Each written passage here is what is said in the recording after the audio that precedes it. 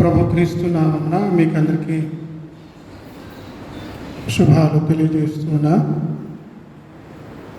అనేకులకు లేనటువంటి భాగ్యాన్ని మనం కలిగి ఉన్నాం.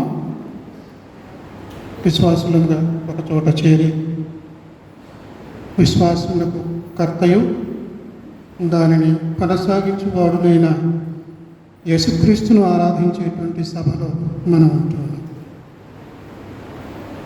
పితరులు చక్కటి వర్తమానము మనం అందుకునేలాగున ప్రతి ఆదివారం మనకు మూడేసి పాఠ్యభాగాలు అందిస్తూ ఉన్నారు. మరి ఈ త్రిత్వం 10వ ఆదివారంలో మనకు అందించబడినటువంటి పాఠ్యభాగాలు ఇర్మియా గ్రంథం నుండి చదువుకున్నాం. 7వ అధ్యాయము మొదటి 11 వచనాలు, అదేవిధంగా అపోస్తల కార్యముల గ్రంథం నుండి 20వ అధ్యాయము 17 నుండి 38 వరకు ఉన్నటువంటి భాగాన్ని చదువుకున్నాం. అదేవిధంగా మత్తయి సువార్త నుండి 23వ అధ్యాయము 34 నుండి 39 వరకు ఉన్నటువంటి వచనాలు చదువుకున్నాం. ఈ మూడు కూడా చక్కటి సామాన్యమైనటువంటి సందేశాన్ని అందించగల పాఠ్యభాగాలుగా అమరి ఉన్నాయి. కొన్నిసార్లు మనకు అంత అనుకూలం కాదు అనిపిస్తూ ఉంటుంది. ఒకే సందేశం 3 పాఠ్యభాగాలు అందించగలవా అనేటువంటి విధంగా శ్రద్ధతో భయభక్తులతో మనం ధ్యానం చేస్తే దేవుడు ఆత్మకార్యాలు చేస్తాడు. దేవుని వాక్యాన్ని భక్తి శ్రద్ధలతో ఎవరి నోటి నుండి వచ్చినా కూడా మనం విని అంగీకరించి అనుసరించి ఆశీర్వదించబడాలి. ఈ రోజుల్లో మన దేశంలో ముఖ్యంగా న్యాయం అనేటువంటి మాటకు అర్థం లేకుండా పోయింది అన్నట్లుగా ధర్మాసనం, సుప్రీంకోర్టు, అత్యున్నత న్యాయస్థానము, ఈ న్యాయస్థానాలు న్యాయాన్ని అందిస్తున్నాయా, వాళ్ళ తీర్పులో న్యాయం ఉందా అన్నట్లుగా సామాన్యమైనటువంటి ప్రజలే వ్యవహరించుకునేటువంటి విధంగా మహామేధావులు, అనుభవజ్ఞులు, బాగా చదువుకునేటువంటి వారు, పేరు పలుకుపడి ఉన్నటువంటి వారు, ధర్మాసనం మీద కూర్చున్నటువంటి వారు చెప్పే తీర్పులు న్యాయమైనవి కాదు అని సామాన్య ప్రజలే చాలాసార్లు వాళ్ళను అసహ్యించుకున్నటువంటి సందర్భాలు లేకపోలేదు. మనకు ఒక వ్యక్తి ఉన్నాడు బైబిల్లో, సౌలుగా ఉండవలసిన వాడు పౌలుగా మారాడు. సౌలుగానే చనిపోవాలి, కానీ పౌలుగా మారి చనిపోయాడు. సరే, సౌలుగా ఉన్నప్పుడు పౌలుగా మారకముందు న్యాయస్థానానికి వెళ్ళాడు. యెరూషలేములో సన్హెడ్రిన్ సభ, యూదుల యొక్క మతాధిపత్యములకు సంబంధించినటువంటి న్యాయ తీర్పు జరిగేటువంటి మహాసభ, యూదుల మహాసభ సన్హెడ్రిన్. అందులో 70కి తక్కువ కాకుండా 71, 72 మంది ఉంటారు. అయితే క్రొత్తగా యేసుప్రభు వారు చెప్పినటువంటి ఈ మార్గము ఒక క్రొత్త మతంగా బయలుదేరింది. ఇన్ని వందల సంవత్సరాలుగా వేల సంవత్సరాలుగా ఉన్నటువంటి యూదుల మతానికి ఒక కళంకంలాగా, ఒక బెదిరింపులాగా, ఒక చీడలాగా ఈ క్రొత్త మతం, క్రైస్తవ మతం పుట్టుకొస్తుంది. మతాభిమానులు, ఆరోగ్యవంతమైనటువంటి మతాభిమానులు వేరు, అనారోగ్యంతో ఉన్న మతాభిమానులు వేరు. వాళ్ళని మనం ఏమని పిలుస్తాం? ఉన్మాదులు. అనారోగ్యంతో ఉండేటువంటి మతస్థులు. హాస్పిటల్లో చికిత్స పొందేవాళ్ళు అనారోగ్యంతో ఉండేవాళ్ళు, ఇంట్లో ఉండేవాళ్ళు ఆరోగ్యంగా ఉన్నవాళ్ళు. కొంతమంది ఇంట్లో కూడా అనారోగ్యంతో ఉంటారు. హాస్పిటల్ దాకా వెళ్తేనే అనారోగ్యంతో ఉన్నవాడని చెప్పడం అవసరం లేదు. సరే, ఇక్కడ సౌలు యూదమత ప్రవిష్టుడై, నిష్ఠాగరిష్ఠుడై, గమలీయుల దగ్గర విద్యాభ్యాసం చేసిన వాడే ఈ క్రొత్త పొంతలు తొక్కుతున్నటువంటి యూదమతం, దాన్ని అంతటిని కూడా అణిచివేయాలి. కొత్తగా పుట్టుకొస్తున్నటువంటి ఈ క్రైస్తవ మతాన్ని అణిచివేయాలని సన్హెడ్రిన్ సభ నుండి జీవో తీసుకొని, పర్మిషన్ తీసుకొని, లైసెన్స్ తీసుకొని బయలుదేరారు క్రైస్తవులను హింసించడానికి. న్యాయసభ పర్మిషన్ ఇచ్చింది. చెడుగా కాదు కానీ మంచిగా ఒక ఉదాహరణ. వర్గీకరణ తీర్పు. వర్గీకరణ తీర్పు ఇవ్వడానికి ఇన్ని సంవత్సరాల అంబేద్కర్ ఎప్పుడు రాశాడు?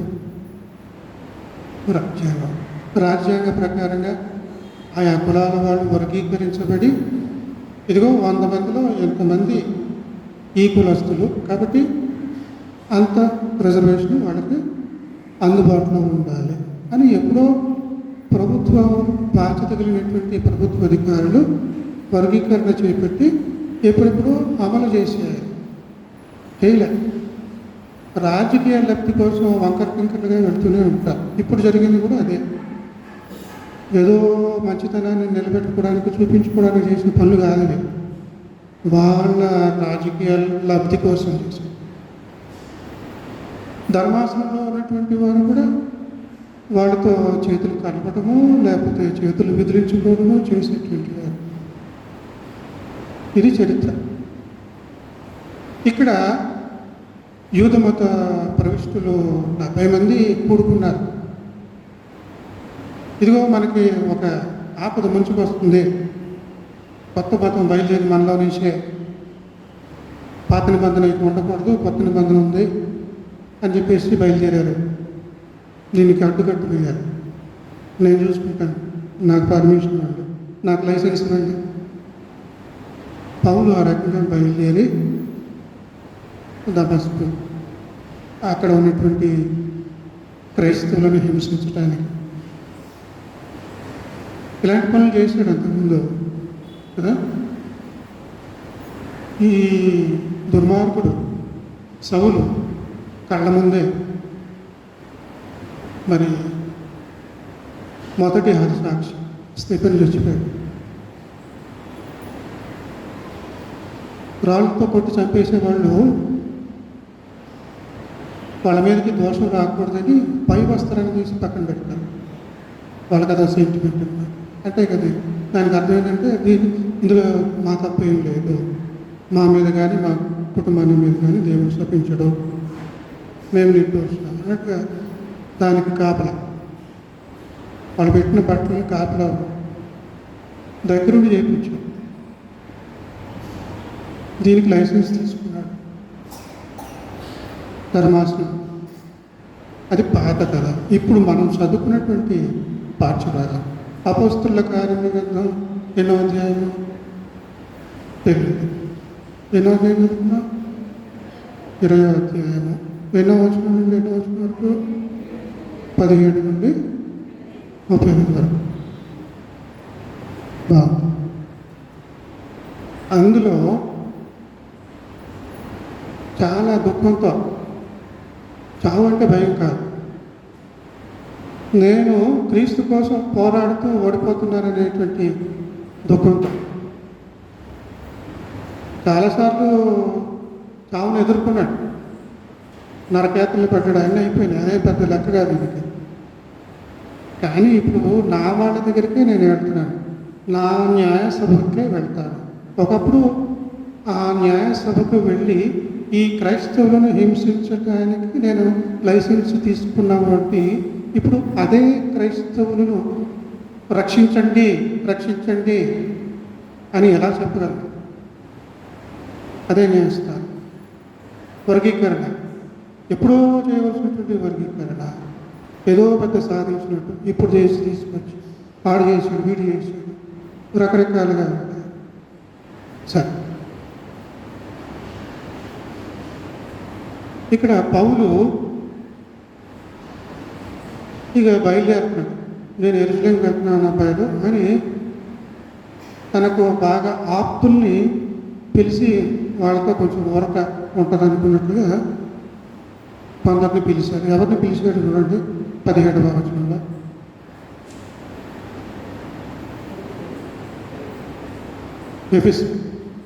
ఎఫెసులోని సంఘ పెద్దల్ని పిలువనంపించాడు. ఓకే, 31వ వచనంలో చూడండి, 31.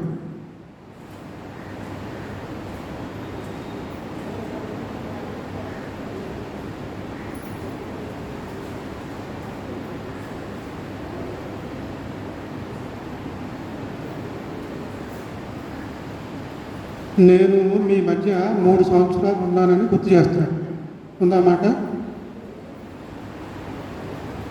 ఏ సంఘంలో కూడా పౌలు గారు అంతకాలం లేడు. సుడిగాలి పర్యటన, ఆయన యొక్క పరిచర్య ఆషామాషి కాదు. ఓట్ల ఎలక్షన్లకి రకరకాలుగా స్పీడ్గా వెళ్ళిపోతూ ఉంటారు సరే. ఇక్కడ తర్వాత మళ్ళీ అక్కడ తెల్లారితే ఇంకో చోట, మళ్ళీ ఇంకో చోట. పౌలు గారి పరిస్థితి కూడా అంతే. చాలా ఆసక్తితో యేసుక్రీస్తు సువార్తను ప్రకటించడానికి ప్రాంతం విడిచి ప్రాంతం, ఊరు విడిచి ఊరు, దేశం విడిచి దేశం ఎక్కువ కాలం ఉండేవాడు కాదు. మొట్టమొదటి రోజుల్లో అనుభవం లేకపోవడం వలన ఇంకా తరఫీదులాగా ఉండటం బట్టి దేవుని ఉద్దేశమై ఉన్నదో మనకు తెలియదు. కానీ ఆ మొదటి రోజుల్లోనే 3 సంవత్సరాలు వీళ్ళతో ఉన్నాడు. వీళ్ళు బాగా ఆత్మీయులు. మిగతా వాళ్ళు ఎవరెలాగా పౌలుని అర్థం చేసుకోగలరో లేదో తెలియదు, కానీ వీళ్ళు బాగా అర్థం చేసుకున్నారు. కాబట్టి వీళ్లకు నా గోడును విన్నవించుకుంటాను, వాళ్ళు నన్ను ఆదరిస్తారు, వాళ్ళకి నేను వీడ్కోలు చెప్తాను అని చెప్పేసి వాళ్ళని పిలువనంపించి వాళ్ళతో చెప్పినటువంటి మాటలు మనం చదువుకున్నాం. నేను మీ మధ్య ఉన్నప్పుడు మీకు ఏమైనా ద్రోహం చేసినా, మీకు దగ్గర వంకర టిక్కరగా ఏమన్నా ఉన్నానా, ఎలా ఉన్నాను, ఎంత నీతిగా నిజాయితీగా ఉన్నా కూడా, ఎన్ని మంచి పనులు చేస్తూ ఉన్నా కూడా ఒక ప్రక్కన దుర్మార్గులు ఉంటూనే ఉన్నారు, వంకర పనులు చేస్తూనే ఉన్నారు. ఈ రకంగా నేను బాధలకు గురవుతూ ఉన్నాను. యూదులు, గ్రీసు దేశస్తులు, ఇప్పుడు మీరు ఎఫెసులో ఉన్నటువంటి క్రైస్తవులు ఎక్కువ మంది యూదులు కానటువంటి వాళ్ళు ఉన్నారు. మీరు ఎఫెసీయులు, గ్రీసు దేశస్తులు ఉన్నారు. నాకు యూదులని గ్రీసు దేశస్తులని భేదం లేదు. సమస్త సృష్టి కూడా దేవుని సృష్టి, మనమందరూ కూడా ఆయన బిడ్డలం. కనుక అందరూ కూడా క్రైస్తవులు అయిపోవాలి. ఆ పట్టింపుతో నేను మీ మధ్య పరిచర్య చేశాను. ప్రతి చోట కూడా ఇలాగే చేస్తూ వచ్చాను. కానీ కొంతమంది తిన్నగా ఉండేవాళ్ళు ఉండరు, వంకర స్వభావం ఉన్నటువంటి వాళ్ళు ఉంటారు. వాళ్ళ వలన చాలా సమస్య. యూదుల కుట్రలు అని ఎఫెసీయులతో అంటూ ఉన్నాడు. యూదుల కుట్రలు అని ఎఫెసీయులతో అంటూ, అక్కడ ఎఫెసీలో కూడా కొంతమంది యూదులు ఉంటారు. క్రైస్తవులుగా మారినటువంటి యూదులు ఉంటారు, క్రైస్తవులుగా ఇంకా మారకుండా ఉన్నటువంటి యూదులు ఉంటారు. తర్వాత గ్రీసు దేశస్తులు, విగ్రహారాధికులైనటువంటి గ్రీసు దేశస్తులు వాళ్ళు కూడా ఉంటారు. కానీ ఇక్కడ ఎవరి వలన పౌలు గారికి ఆపద వస్తుంది అని అంటే తన జాతి ప్రజల వల్లనే.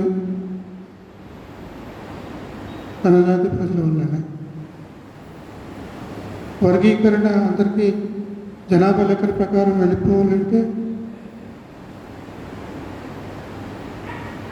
దాన్ని వ్యతిరేకించే వాళ్ళు కూడా బయలుదేరు. ఇప్పటిదాకా మేము జలసా చేసాం, ఎక్కువ లాగేసుకొని ఇప్పుడు అది ఉండదు కదా అని. ఇక్కడ యూదుల పుత్రులు వాళ్ళ పెత్తనాలు చెలాయించాలి, వాళ్ళ మాట నెగ్గాలి, ఈ తరహాగా ఆలోచిస్తారే కానీ ఏది సత్యమో ఏది యథార్థమో దానివైపు మొగ్గు చూపరు. క్రూరమైన తోడేళ్ళు నేను వెళ్ళిపోయాక మీ మంచికి వస్తాయి, నేను మీకు మళ్ళీ కనపడను. పౌలు ఖరాఖండిగా ఇక నిశ్చయించుకున్నాడు, యెరూషలేముకు వెళ్ళిపోతున్నాను నేను, మీరు నన్ను మళ్ళీ చూడరు అని చెప్పేటప్పటికి వీళ్ళు బోరున ఏడుస్తారు. ఎఫెసు సంఘంలో వచ్చినటువంటి పెద్దలు, పౌలును అనుసరించేటువంటి వారు వీళ్ళందరూ కూడా వంకర మాటలు పలుకు మనుషులు మీలోనే ఉన్నారు, జాగ్రత్త సుమా. నేనున్నంతకాలం మీకు ఉత్తరాలు అవి రాసి పత్రికలు అవి రాసి బుద్ధి మాటలు చెప్తా ఉన్నాను, అలా ఉండండి ఇలా ఉండండి. లేకపోతే కొంతమందిని రాయబారులను పంపి మీ బాగోగులు చూసుకుంటూ ఉండేవాడిని. ఇక మీద ఆ అవకాశం ఉండదు. కనుక జాగ్రత్త సుమా, వంకర మాటలు చెప్పేవాళ్ళు మీ మధ్యనే మీలోనే ఉన్నారు. ఇలాంటి మాటలు చెప్పి మరి యెరూషలేముకు వెళ్ళిపోతాడు. ఇక్కడ పౌలు యెరూషలేముకు వెళ్ళిపోతూ చెప్పినటువంటి ఈ మాటలు మనం జ్ఞాపకం చేసుకుంటున్నాం. యేసు ప్రభు వారు యెరూషలేములో ఉంటూ యెరూషలేమా ప్రవక్తలను చంపుచును, నీ యొద్దకు పంపబడిన వారిని రాళ్లతో కొట్టుచును ఉండదానా అని యేసు ప్రభు వారు కూడా వెలబరుస్తూ ఉన్నాడు. అక్కడ పౌలు బాధ పెడుతూ ఉన్నాడు, ఇక్కడ యేసు ప్రభు వారు బాధపడుతూ ఉన్నాడు. విచిత్రం ఏంటంటే ఈ మత్తయి సువార్త 23వ అధ్యాయంలో అయ్యో అయ్యో అని పారాగ్రాఫ్ ఉంటాయి. ప్రతి పారాగ్రాఫు అయ్యో అని మొదలవుతుంది. చూడండి ఒకసారి మత్తయి సువార్త 23వ అధ్యాయం. అయ్యో వేషధారులైన శాస్త్రులారా పరిసయ్యులారా, అయ్యో వేషధారులైన శాస్త్రులారా పరిసయ్యులారా, అయ్యో అంధులైన మార్గదర్శకులారా, అవివేకులారా, అంధులారా, అయ్యో వేషధారులైన శాస్త్రులారా పరిసయ్యులారా, అయ్యో వేషధారులైన శాస్త్రులారా పరిసయ్యులారా, అయ్యో వేషధారులైన శాస్త్రులారా పరిసయ్యులారా, అయ్యో వేషధారులైన శాస్త్రులారా పరిసయ్యులారా. ఇవన్నీ చెప్పుకుంటే చివరిలో ఏమంటాడంటే సర్పములారా, సర్పసంతానారా, ఇన్ని రకాలుగా అక్కడ యెరూషలేము వాళ్ళని పెడుతున్నాడు, ఎండగడుతున్నాడు. ఒక్కడు సరైన లేడు అక్కడ. వేషధారులు ఎక్కువైపోయారు. వేషధారులారా, శాస్త్రులారా.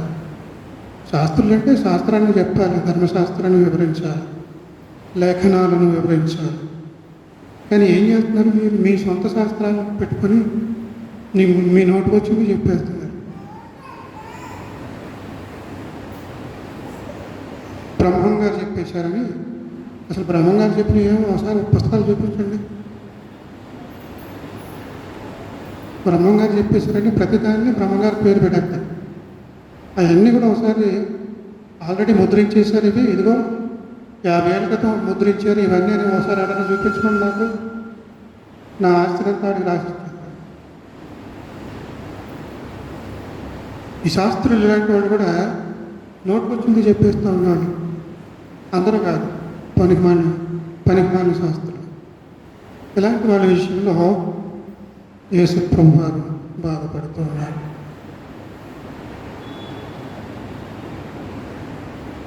న్యాయం జరగాలి. ఏది న్యాయానికి స్థానం ఎక్కడుంది? వర్గీకరణ పోరాటం 30 సంవత్సరాలు ఇక్కడ ఆంధ్రాలో, లేకపోతే ఇంకొక చోట ఇంకెన్ని సంవత్సరాలు. అసలు పోరాటం ఎందుకు? న్యాయస్థానం ఉన్నప్పుడు, చట్టాలు ఉన్నప్పుడు పోరాటాలు ఎందుకు? చట్టాన్ని అమల్లో చేయాలి కదా.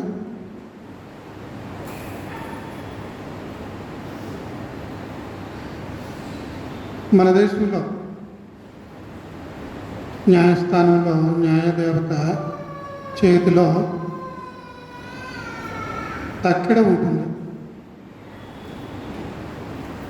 మినీ టికేలు అంటాం సరే, దానియేలు గ్రంథంలో టికేలు అనే మాట తెలుగులో ఉన్న తక్కెడ పూసి తిని తూనిక కోసం అలా తక్కెడ పట్టుకుంటుంది. అది అటు ఇటు ఊగిసలాడు. తక్కెడనాక అలా ఉండదు కదా, అటు ఇటు ఊగిసలాడుతుంది. న్యాయం కూడా అంతే, ఇలా ఊగిసలాడుతూ ఉంటుంది కానీ అలాగా స్థిరంగా ఉండదు, ఉంచలేము. మానవుడు న్యాయాన్ని నిలబెట్టలేడు, స్థిరంగా ఉంచలేడు. న్యాయదేవత చేతిలో తక్కడిస్తాం. ఆవిడేమో కళ్ళు మూసుకొని సమాధానం చెప్తుంది, కళ్ళు తెరిచి ఇది న్యాయమని చూసి చెప్పాలి. కళ్ళు మూసుకుని న్యాయం చెప్పిస్తుంది. ఇది మన మానవ పరిస్థితి. మన దేశ న్యాయ చట్టాలని వాటిని ప్రశ్నించడం కాదు, మన మానవ ఉనికిని మనం ప్రశ్నించుకోవాలి. ఒకప్పుడు వీళ్ళు క్రైస్తవులు హింసించే ఇష్టం చేసి కానీ లైసెన్స్ ఇచ్చారు. ఇప్పుడు ఆ న్యాయసభకు వెళ్ళి కాదు నేను మానవ మనసు పొందాను, ఏది సత్యమో తెలుసుకున్నాను, నా మాట వినండి, అప్పుడు నేను తప్పు చేశాను, మీరు సమర్థించారు, కానీ అది తప్పని మీరు కూడా ఒప్పుకోవాలి. న్యాయస్థానాన్ని ఒప్పిస్తారా మీరు? సుప్రీంకోర్టులో ఈ న్యాయమూర్తుల్ని, ధర్మాసనంలో ఉన్న 7గురిని లేకపోతే 70 మందిని వీళ్ళని మనం ఒప్పించగలమా? ఒప్పించలేము. పౌలు చాలా ఆత్మీయంగా మానసికంగా కుమిలిపోయాడు. అందుకనే ఓదార్పు కోసం ఎఫెసీ సంఘ పెద్దల్ని పిలిపించుకున్నాడు. సరే, ఈ రకంగా న్యాయం ఊగిసలాడుతూ ఉంటుంది. ఒకసారి ఇటువైపు ఉంటుంది, ఒకసారి అటువైపు ఉంటుంది, స్థిమితం ఉండదు. న్యాయం గుడ్డిగా ఉండకూడదు, కళ్ళు తెరుచుకుంటూనే ఉండాలి న్యాయము. సరే, ఉన్మాద న్యాయం. ఉన్మాద న్యాయం అంటే మూర్ఖత్వంతో, వెర్రితో, వాడు పట్టుకున్న కుందేలికి 3 కాళ్ళే ఉన్నాయి. ఆడి కర్మ కొద్దీ చిన్నప్పటి నుంచి 3 కాళ్ళ కుందేలుతోనే పెరిగాడు. బయటకు ఎక్కడికి వెళ్ళినా కుందేలుకి ఎన్ని కాళ్ళు ఉంటాయంటే ఆడు 3 కాళ్ళే చెప్తున్నాడు. అది మూర్ఖత్వం, ఉన్మాదము, వెర్రి, పిచ్చితనము. ఉన్మాద న్యాయం ఉంటుంది. నేను చెప్పిందే కరెక్ట్, కానీ దైవిక న్యాయము, మానవ న్యాయము ఉన్మాద న్యాయానికి మొగ్గు చూపచ్చు. కానీ మానవ న్యాయము దైవిక న్యాయము వైపు మొగ్గు చూపాలి అని చెప్పేది బైబిల్, లేకపోతే ఇతర మత గ్రంథాలు. అలా చెప్పకపోతే అవి మత గ్రంథాలుగా చెల్లుబాటు కాకూడదు. మానవుని యొక్క శ్రేయస్సు కోరి చెప్పేటువంటి న్యాయమే ఎక్కడైతే ఏ మత గ్రంథంలో ఉన్నదో అదే యథార్థమైనటువంటి మత గ్రంథంలో అందరికీ సమాన న్యాయం ఉండాలి. మనిషిగా పుట్టినటువంటి ప్రతి ఒక్కడికి కూడా సమన్యాయం ఉండాలి. యెహోవా దేవుడు ప్రవక్తల ద్వారా, పెద్దల ద్వారా అనేక సార్లు వాళ్ళకి గుర్తు చేస్తూ ఉంటాడు, నేను పక్షపాతిని. అదేంటి పక్షపాతం ఉండకూడదు కదా, బ్యాలెన్స్గా ఉండాలి. అటు ఇటు లేదు, నేను పక్షపాతిని.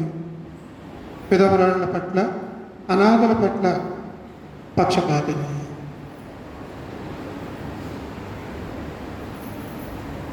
మీరంతా ఒకవైపు రండి. మీరు మీ అల్లుళ్ళు, కోడళ్ళు, కూతుళ్ళు, కొడుకులు, అత్తలు, మామలు మీరంతా ఒక పార్టీ. నేను అలా యెహోవా దేవుడు అంటాడు, నేను విధవరాళ్ళ పక్షపాతిని, అనాథల పక్షపాతిని. వాళ్ళ వైపే ఉంటాను. అది దైవికమైనటువంటి న్యాయము. ఆ లక్షణాలు మనలో ఉండాలని నేర్పించేదే బైబిల్. అలాంటి మత గ్రంథమే సరైన మత గ్రంథం. అలాంటి బోధ లేనటువంటి ఏ గ్రంథం కూడా దాన్ని మనం ఏ మతస్థులు కూడా అంగీకరిస్తున్నారు అని అంటే అంత దౌర్భాగ్యం మరొకటి లేదు.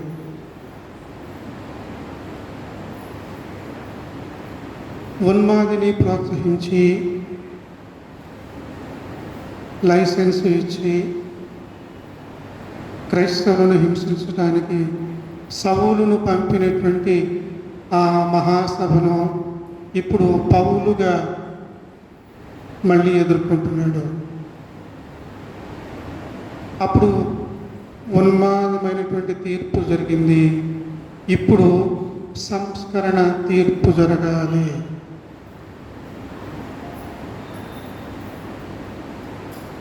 తెలియక అప్పుడు ఉన్మాదపు తీర్పు తీర్చేశాం అని వాడు ఒప్పుకోవాలి.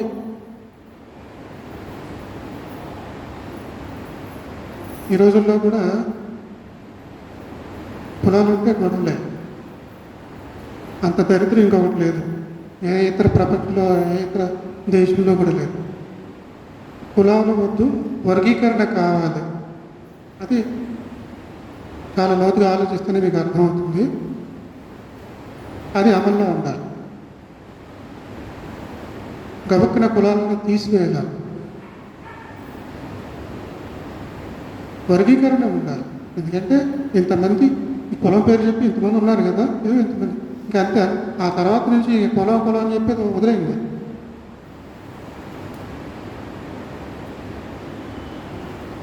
సంస్కరణ జరగాలి. సంస్కరణ చేసేటువంటి ప్రవక్తలు ముందుకు వస్తే వాళ్ళను మీరు దూషించి, నిందించి, నిరాకరించి, ధిక్కరించి చంపేశారు. యేసుప్రభు వారు చెప్తున్నారు మనం చదువుకున్నటువంటి సువార్తలు, యెరూషలేమా ప్రవక్తలను చంపుతూ వచ్చేదానా, కోడి తన పిల్లలను తన రెక్కల కిందకు చేర్చుకున్నట్లు మిమ్మల్ని ఎన్నిసార్లు చేర్చుకోవాలి, ఎన్నిసార్లు మిమ్మల్ని క్షమించాలి. మీకు ఆపద ముంచుకొస్తూ ఉంటుంది. మీరు చేసే తప్పుడు పనులకి తప్పిపోయి అలా వెళ్ళిపోతూ ఉంటారు. తల్లి కోడి పిల్లల్ని ఎప్పటికప్పుడు కాసుకుంటూ ఉంటుంది. ఎక్కడ గ్రద్ద వచ్చి పనుకుపోతుంది అని. అంత జాగ్రత్తగా నేను భద్రంగా రెక్కల కింద మిమ్మల్ని కాపాడుకుంటే దాని విలువ మీకు తెలియడం లేదు. ప్రవక్తల్ని మీరు ఆ రకంగా మరి ధిక్కరించి చంపుతూ ఉన్నారు. ఏ రకంగా తెలుసా? శ్రీశ్రీ అంటాడు కదా, ఏముంది గర్వకారణం, నరమాత్ర నా చరిత్ర అంతా కూడా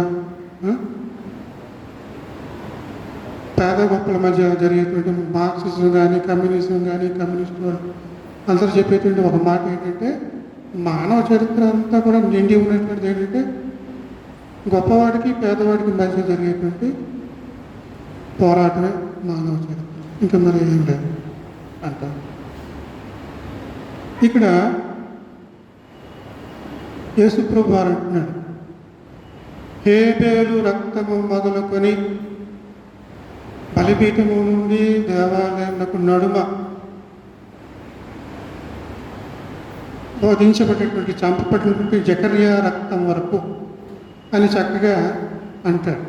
ఎందుకు వీళ్ళిద్దరు పేర్లే చెప్పాలి, ఇంకా 7 మంది చచ్చిపోయారు, ఇంకా అనేక మంది, ఇంకా మధ్యలో ఎంతమంది ఏదో మాట కలపాలి. అలా కలపకుండా ఎందుకు ప్రత్యేకించి ఈ మాట చెప్పాడు అని అంటే, యూదులకు ఇంకా క్రొత్త నిబంధన లేదు కదా, పౌలు రోజులలో, యేసుక్రీస్తు రోజులు, యేసుక్రీస్తు చెప్పినటువంటి మాట. ఇంకా పౌలు కూడా శ్రేణిలోకి రాలేదు. యూదులకు ఉన్నటువంటి పుస్తకాలు ఏమిటి వాళ్ళ బైబిల్లో అంటే మత్తయి సువార్త, ఇవేమి ఉండవు కదా, ఇంకా రాలేదు. వాళ్ళకున్నటువంటి మత గ్రంథంలో మొదటి పుస్తకం ఆదికాండము, వరుసగా పెంటాట్యూక్, హెక్సాట్యూక్, హిస్టారికల్ బుక్స్, సామ్స్, సాటర్, ప్రాఫిట్స్ ఇలాగే ఉంటాయి, మన ఇంగ్లీష్లో చెప్పుకుంటాం.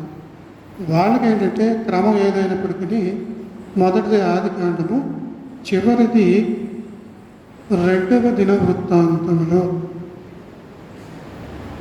యూదుల యొక్క బైబిల్లో, పాత నిబంధన బైబిల్లో మొదటి పుస్తకం ఆదికాండం. ఆదికాండంలో ఎవరు చచ్చిపోయాడు? నిర్దోష రక్తము అంటే హేబేలు. ఇక్కడ చివరి పుస్తకంలో ఎవరు చనిపోయారు? 2వ దినవృత్తాంతంలో చివరిలోకి వచ్చేటప్పటికి, అంటే ఈ జకర్యా అనేటువంటి అతను ప్రవక్త చనిపోయారు. మంచి మాటలు చెప్పటానికి గద్దిస్తూ మారు మనసు పొందండి మీరు, లేకపోతే దేవుని ఉగ్రత మీకు ఉంటుందని హెచ్చరిక చేయడానికి వచ్చిన వాళ్ళని నువ్వు మాకు చెప్పడానికి వచ్చేవా? మేమంత వెర్రివాళ్ళమా, మేమంత పనికి వాళ్ళమా, మేమంత పాపులమా అని వ్యతిరేకించి మీదపడి చంపినటువంటి ఉదంతా ఎవరో కాదు, యూదుల కుట్రలు ఎవరో కాదు. నేను యూదుడిని, పౌలు బాధపడుతున్నాడు, యూదులే కుట్రలు పండుతున్నారు. ఆ రకంగా యెరూషలేము యొక్క ఔన్నత్యాన్ని, గొప్పతనాన్ని గురించి ఏం చెప్పుకోగలరు? ఏమీ లేదు.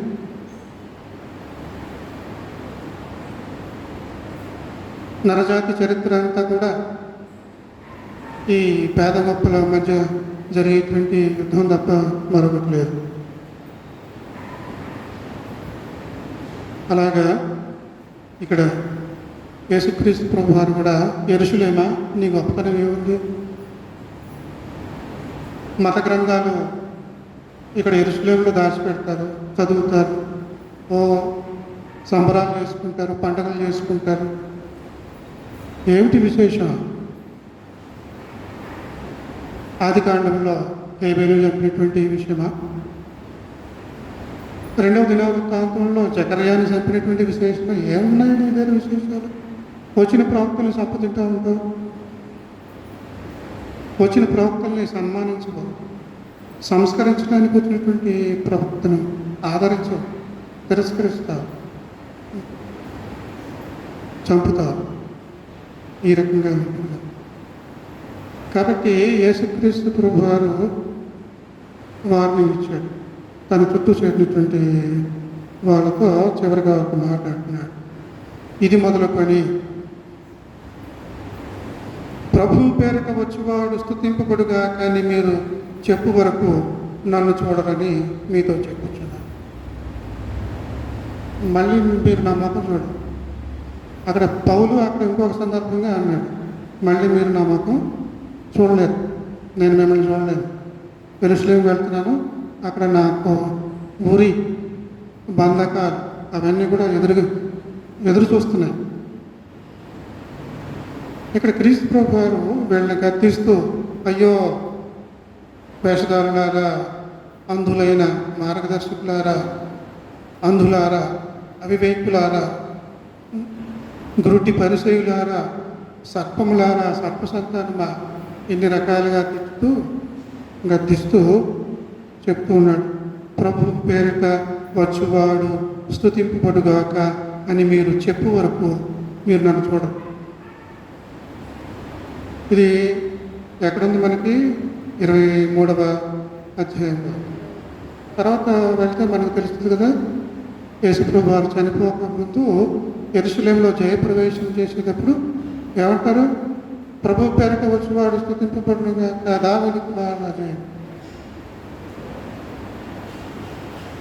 న్యాయము ఊగిసలాడతారు, కాసేపు ఇటు కాసేపు ఇటు. మానవ మనస్తత్వం ఇది, లౌకిక మనస్తత్వం ఇది. దైవిక న్యాయాన్ని మనం మెయింటైన్ చేయాలి, దైవికమైనటువంటి పద్ధతిలో మనం జీవించాలి. ఇలా తొణికిసలాడేటువంటి, తక్కడ పట్టుకున్నటువంటి న్యాయ దేవత చేతిలో ఉన్నటువంటి తక్కడలాగా మనం ఉండకూడదు.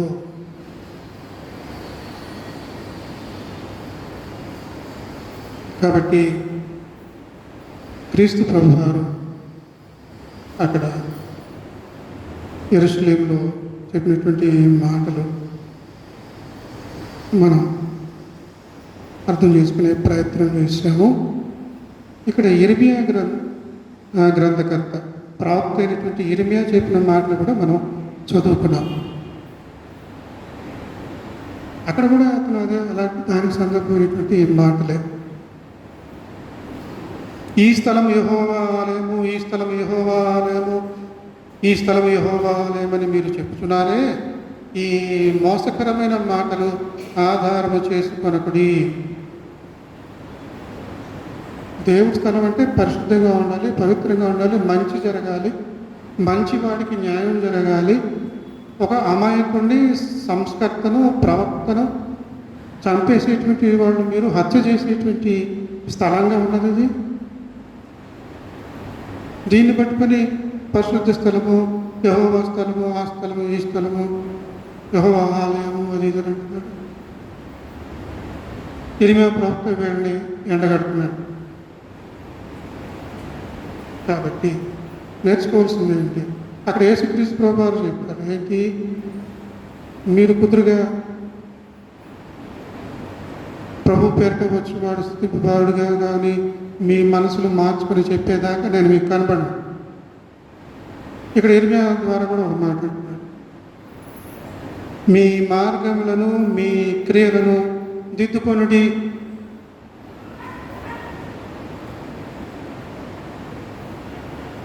మనం గుడికొచ్చి 4 మాటలు పెట్టినామంటే మనల్ని మనం దిద్దుకోవడానికి, మనలో ఉన్న తప్పులు సవరించుకోవడానికి. ఎందుకనంటే తప్పులు అనేటువంటివి ఒకసారి జరిగేవి కాదు, అది కాదు. అది దుమ్ము ధూళితో సమానం, అలా పడుతూనే ఉంటాయి మన మీద. మనము ఆ బురద గుండా వెళ్ళవలసిన వాడుగానే ఉంటున్నాం. కానీ ఎప్పటికప్పుడు మనలను మనము శుద్ధీకరించుకోవాలి. బాప్తిస్మం పొందినటువంటి వాడు తిన్నగా పరలోకానికి వెళ్ళిపోతాడు. ఈ మధ్యలో ఎన్ని తప్పులైనా చేయవచ్చు కాదు. సంఘ సంస్కరించినటువంటి మార్టిన్ లూథర్ ఈ విషయంలో ఒక మాట అంటాడు, a Christian is a holy sinner. క్రైస్తవుడు అనేటువంటి వాడు పరిశుద్ధ పాపి.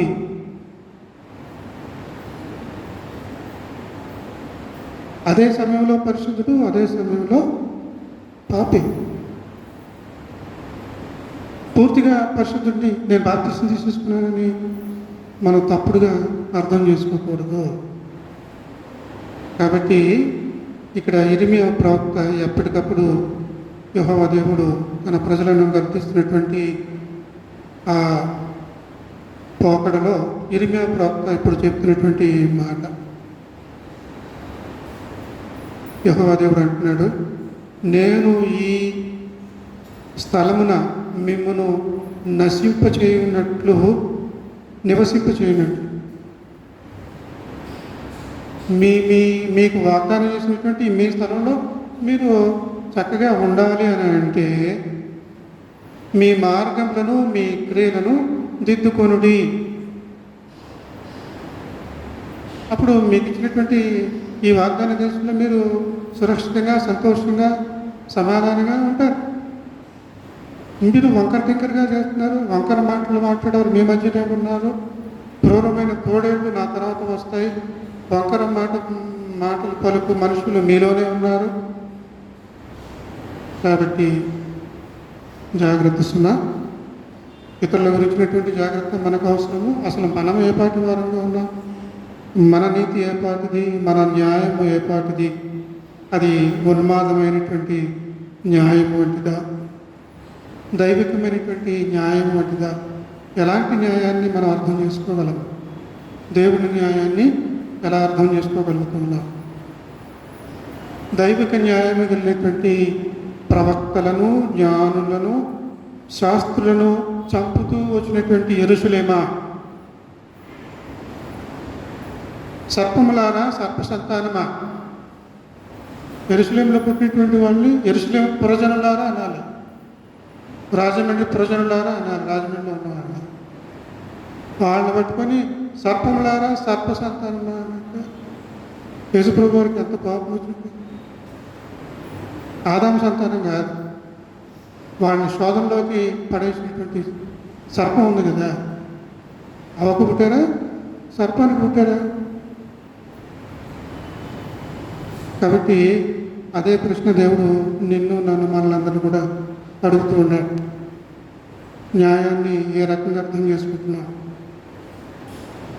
లౌకిక సంబంధమైనటువంటి తొణికిసలాడేటువంటి న్యాయాన్ని మనం గౌరవిస్తున్నామా, అనుసరిస్తున్నామా? లేకపోతే గుడ్డిగా చెప్పేటువంటి న్యాయాన్ని మనం ఎదుర్కొనలేకపోతూ ఉన్నామా? ఈ లోక సంబంధమైనటువంటి శోధనలు, తొందరలో ఇవన్నీ ఉన్నప్పటికీ ఉన్మాద న్యాయాన్ని మనము అనుసరించకూడదు. దైవికమైనటువంటి న్యాయాన్ని మనం అనుసరించాలి. ఆ విధంగా అనుసరిస్తే దేవుని యొక్క ఆశీర్వాదాలు, నిత్య జీవము మనకందరికీ అనుగ్రహించబడుతుంది. దేవుడు ఈ కొద్ది మాటలు ఆయన వినికిడిలో నెరవేర్చునుగాక. గొంతు జలుబు వల్ల స్వరం మరి అన్ని మాటలు మీకు సరిగా అర్థమయ్యేలా లేవు, కానీ దేవుడు ఆత్మకార్యాలు చేయాలని కోరుతున్నాను. సమస్త జ్ఞానములకు మించిన దేవుని సమాధానము యేసుక్రీస్తు వలన మీ హృదయములకు, మీ తలపులకు కావలియుడును గాక.